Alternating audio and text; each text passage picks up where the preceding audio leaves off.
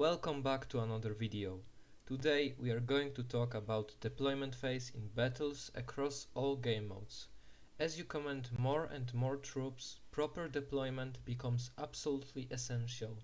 So without further ado, let's get started.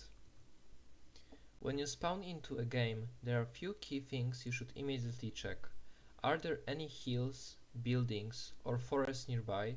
Where is the neutral star? Where could your artillery and cavalry be most effective? Once you have assessed the map, it's time to decide. Where do you want the fight to happen? Where should you place your artillery for maximum coverage?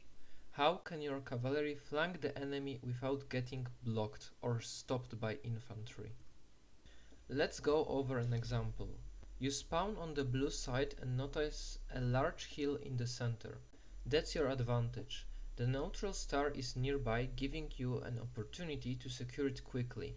On the red side there is a city where the opponent can camp and take minimal damage. There are also two hills on both flanks where red might position cavalry for a flanking maneuver. On the far right, a large forest could be a great path for infantry to flank or just to secure the right side of the map. Also, note the river at the small hill behind red. If your opponent goes there and camps, that's just a lost cause. You will never improve at the game playing like that, and frankly, they will probably lose anyway. Why? Because now you can simply take the center and secure the neutral point, achieving victory after 60 turns, which will be boring. So, how would I deploy? Artillery on the central hill for clear vision and control. A portion of infantry should be put at the right side of the hill to contest the forest or support a flank, while the rest should be placed behind or on the left side of the hill to secure the position next to the neutral star or to just fight in the center. Cavalry, bulk of it on the left side behind the hill, creating a pressure or an opportunity to strike, while the rest secure other infantry and artillery. Now let's look at three possible deployment scenarios from the red player and how to respond. Scenario number 1. Red deploys center and rushes the neutral star.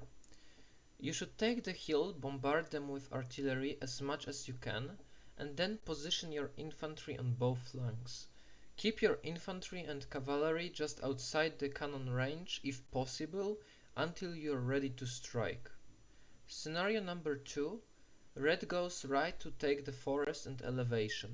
You can either commit infantry to contest the forest and await reinforcements, or you can take full control of the center and prepare for a flank from the left. Scenario number 3. Red moves left to pressure your flank. Simply reposition your artillery, take control of the center and prepare an assault on their exposed flank. You could possibly also take the city and just prepare yourself to fully counter this move. The same rules apply, assess terrain and potential enemy moves, but with the ground battles, everything scales up. There is often little space for flanking or fancy placements due to sheer troop numbers. That's why planning becomes more important.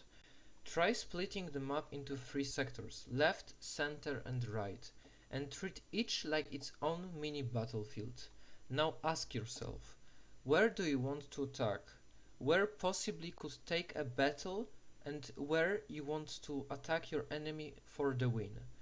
Where can you afford to stall or defend? Where just simply you will be able to defend yourself from the enemy attacks and stall every single attack from this side?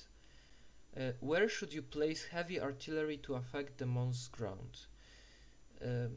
With this one, you should place your artillery in places which can cover the most ground in between these 3 battlefields, so it can support either side anytime, making you have local superiority with artillery for a limited amount of time.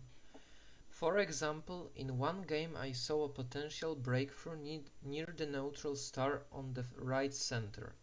I placed the bulk of my forces on the right side to secure the objective and use the hills for protection from enemy artillery.